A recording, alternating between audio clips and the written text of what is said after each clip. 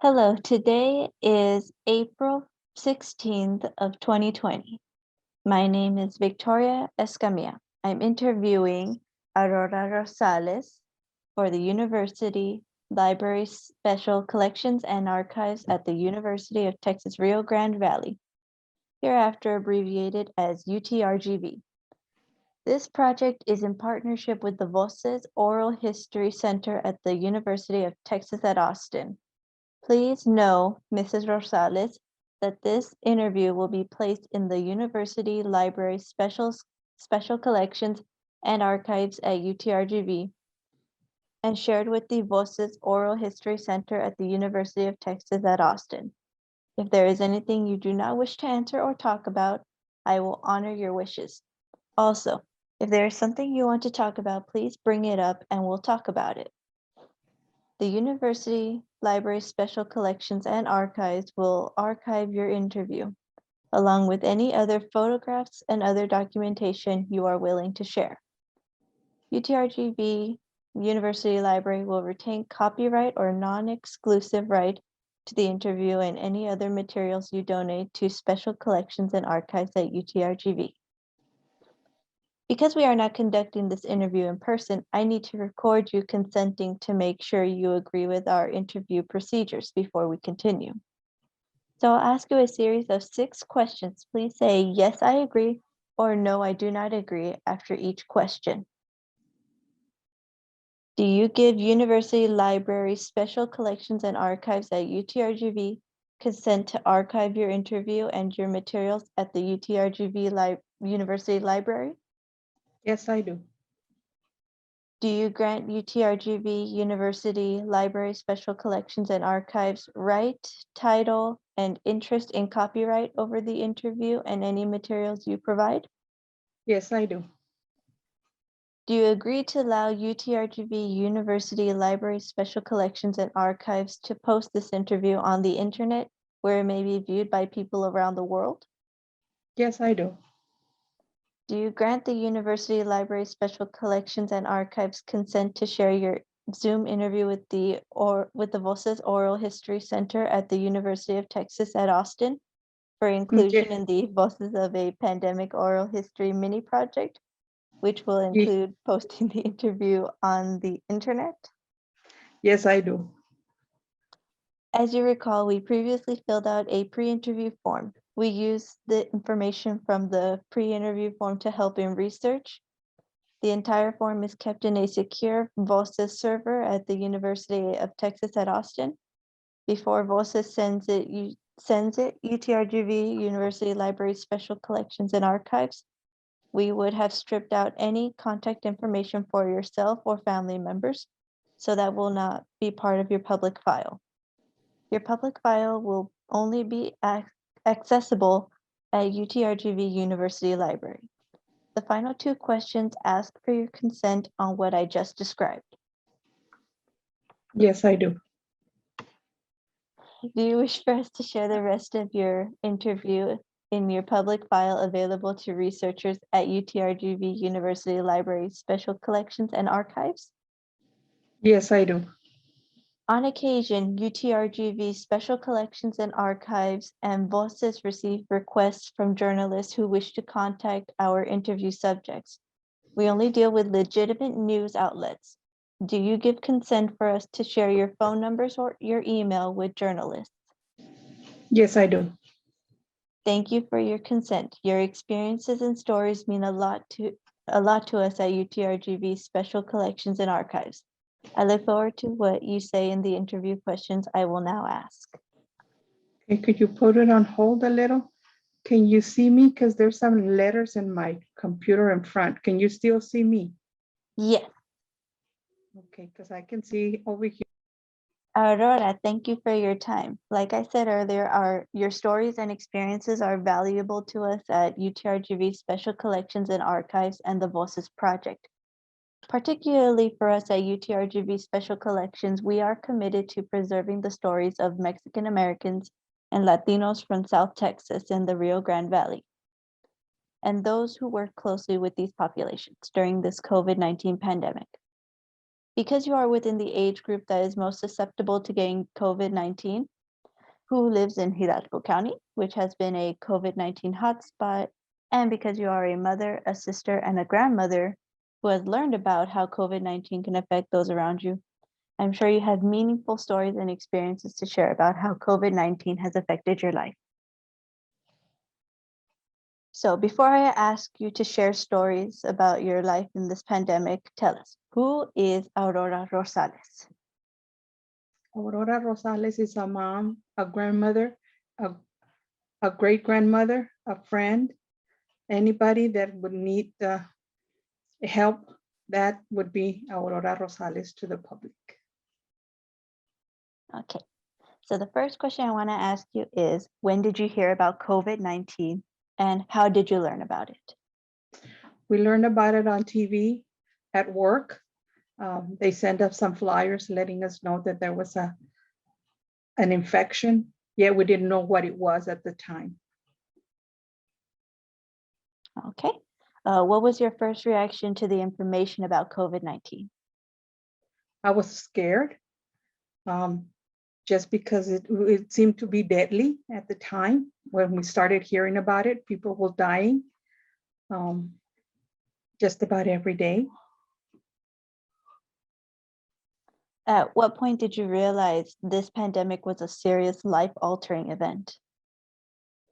About 2 weeks after we found out that people started getting sick at work, we knew that it was a big thing going on. And then we started hearing it on TV about the pandemic. Over the last few months, what news media, social media, or other sources do you rely on to keep you informed about coronavirus? Regularly, it's the TV. We watch it about every day in the news to see what updates are coming up for the better of the epidemic. Can you share with me what you understand about COVID-19 as an infectious disease and any other of its variants? COVID-19 is something that you get in your body, antibiotics to help you cure. But you know, it's a serious virus that will control your body, and you don't know what you feel at the time and how to cure it. It is severe. It is hard. It's pain. That's what I know about the COVID. Can you tell me what you know about the various vaccines that are currently available and how do you feel about them? Okay, the COVID vaccines, I believe they're good.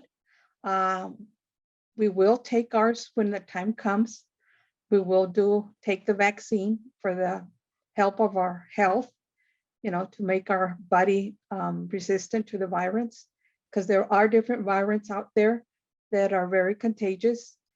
And we're trying to keep us and our friends and neighbors, you know, from getting COVID. So that's why we'll be taking the vaccine. Do you have a vaccination story you would like to share with me now or perhaps later in this interview? Well, we went to our vaccine and we did take our first vaccine, and we did fine. Can you see me? Mhm. Okay, we did fine. And my arm was a little sore for the first 3 days on the first vaccine. On the second vaccine, it only hurt for about a day and a half, and that was it. Other than that, the vaccine didn't cause any other symptoms to my body. Do your family members hold the same beliefs as you do about COVID-19, or are there some who take it more seriously or more lightly? Oh, they think about the same as us. You know, I'm telling them that the vaccine is good. They should take it. It's nothing to be, you know, afraid of. It's just something that will help you. Okay. The next questions I want to ask you are about how you have seen the pandemic affect your family, friends, or acquaintances, as Hidalgo County has had many mandates to slow down the spread of the virus. During the pandemic, have you gotten together with your family for holidays? If so, have you been following the guidelines provided by the CDC? Well, when we first got the COVID, no, we were in quarantine for 14 days. After that, we got tested and we tested negative on the first try. But just to be sure, we did take a second test and we got negative also on the second test. We do use masks to cover ourselves to keep everybody else safe. Family and friends do come, but we usually will always be outside for a little while, or they'll be in your vehicle and we'll be in outside standing, but we always wear masks. Okay. Do any of your children have jobs that cause them to interact with people on a daily basis? Yes, I do. I have my daughters, they all have their jobs.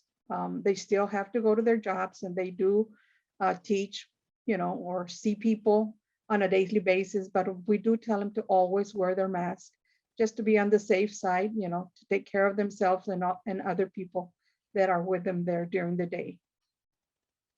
Okay. Have you received one of the COVID-19 vaccines? If so, can you please tell me about your experience getting the vaccine? Yes, we did. Like I said, I had the vaccine, the first vaccine. My arm did hurt for about a week on the first one. When we took the second dose, it only hurt my arm one day and a half. But on the first shot, I did get redness on my skin for about 2-3 days. And on the second one, no, I didn't. It's just a little pain on my arm that lasted very little. All right. Circling back for this vaccine, can you tell me like how it was when you went to go get it? Like if there was a long line, or how was it getting to the vaccine? Oh, the line was not long. We took about half an hour. We had to wait 15 minutes just to make sure that there was nothing that we were going to get sick afterwards. So we had to wait 15 minutes. Then the doctor told us that we could go home if we felt fine. So we did, and we did come home. Okay. And then I'm sure in the last year you have missed quite a few milestones in your family's life, but did you try to celebrate those milestones in a COVID-19 friendly way? Yes, we did through the phone. Unfortunately, they couldn't come to the house, but we did everything by phone. We called by phone, celebrated our birthdays and whatever anniversaries virtual, because unfortunately, they can't come to the house until everything is settled still. Okay. During the pandemic, have you gone on any trips? If so, can you please share at least one of those stories with me? Unfortunately, no, we haven't traveled. We try to stay close to home. At this time, we try not to travel anywhere due to the virus. Okay. Have there been times during the pandemic that you personally have had to interact with people in a less than 6 feet radius? Yes, when we go to HEB to buy our food, unfortunately, we do go out a little, but we do take care of ourselves, try to stay 6 feet away, and make sure that we're far away from other people. And then I am aware that you have contracted COVID-19 in this time. If you would like to, can you tell me about your experience with it? Oh, that one, it's a bad experience.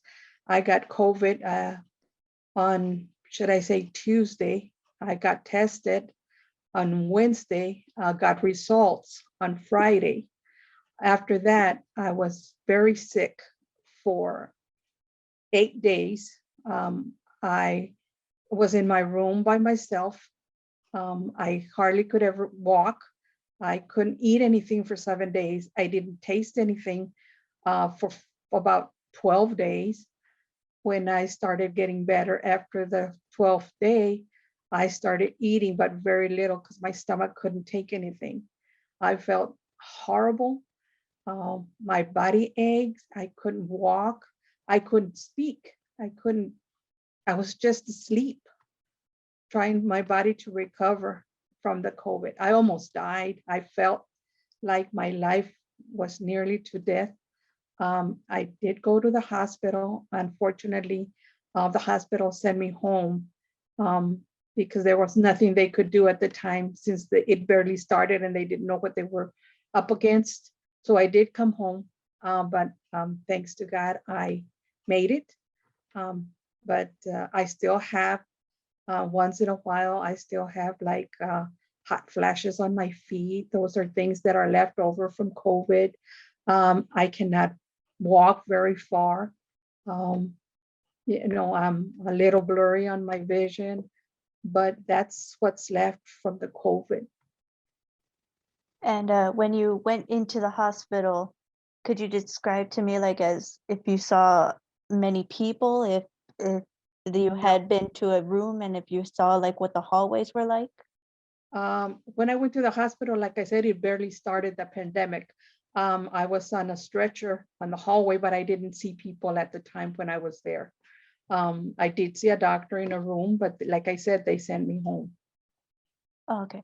And when you started to feel these symptoms, which symptoms alerted you like you had COVID? I had fever of 102. It's like a flu thing that started because I hardly ever get sick. So when I got COVID, I knew what it was because people at work had begun to get it and they started, going out from work missing. And then they started to tell us, that COVID was uh, in the area. So that's how I knew that I had gotten COVID afterwards because one of the girls next to me had it. And when she came back, I got sick from that flu thing that I thought was a flu, but I knew that it was COVID. That's why I tested myself. Oh, okay. I also understand that due to the pandemic, before you got COVID, you had to quit your job so that you wouldn't, or you had tried to, and so you wouldn't try and get COVID. So if you don't mind me asking, how did you make an income? Um, my income was I made masks from home. I worked from home making masks for the COVID. That's how I made my little extra money since I wasn't working. And it's been a pretty good time. I mean, I am selling sufficient to make meats, you know, to make end meats here at the house and my husband's social security. That's how we make it here. Okay. And why did you choose to make masks instead of possibly finding a job that you could work from home for? I knew that making masks, I would be able to help other people since they were asking, the government was asking for us to take care of ourselves. And I thought mask would be a good idea um, to give to people that could not afford a mask. I will give them away. I do give them away to help them and let them know, take care of yourself. And with this mask, it could help you a little bit more in order to not to get COVID. Okay. As you started your small business, what are some challenges you faced getting it off the ground?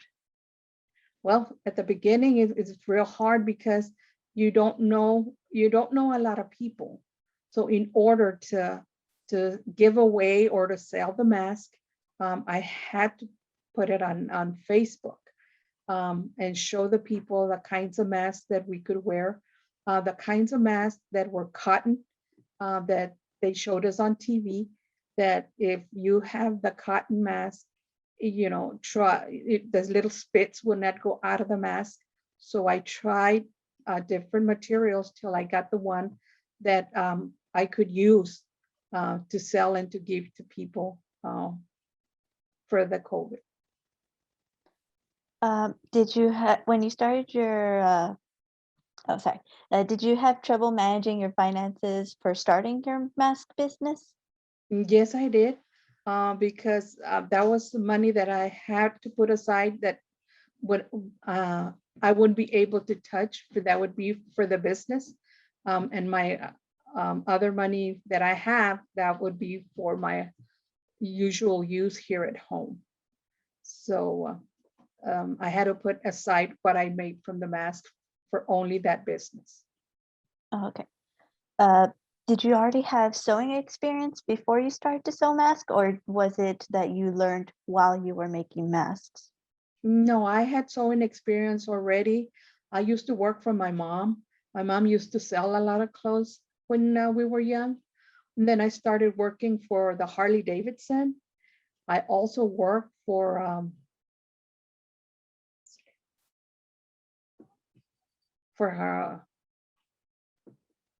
this other company. I can't. Hager's. I used to work for Hager's. Those were fabric companies where you used to make pants. For the Harley, you used to make the vests and coats and chaps. That's my experience in sewing. Who do you typically sell masks to? Everybody that needs one. I also give them away to everybody that needs one. Okay. Regular people, just Okay. And how do you reach out to your customers? like I said, through the Facebook, by phone, friends to friends. That's how I find the people. And do you think you would go back into the workforce after you have received a COVID-19 vaccine? No, I would not go back to work because at my job where I'm at, they're still getting sick, and I wouldn't go back. And as you told me you had COVID, did it affect when you came back to doing this business when you recovered? Yes, it affected me, like I said, because when I'm sewing, sometimes my feet like get real hot, and I have to stop working for a little while and then start back again. Okay. Now to close, I'll ask you some final questions. Are you satisfied with the local response to COVID-19 in Hidalgo County? Yes, yes, Are you satisfied with the state response to COVID-19 led by Texas and Governor Abbott? I think they could do a little better. Mr. Abbott could do a little better on the response for the COVID.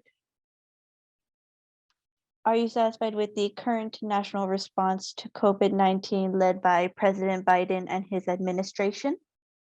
Yes, I'm very satisfied because he has Dr. Fauci, which is the one that lets us know what's going on and what to do. If you had the power to respond to COVID-19 with policies, laws, or workplace decisions, what would you do differently, if anything? I wouldn't do anything differently, but I would tell everybody to get vaccinated. It's very important for people to get vaccinated so we can end this COVID from going on. It is going to take a long time for everybody to recover, but if we do it together, we can do it.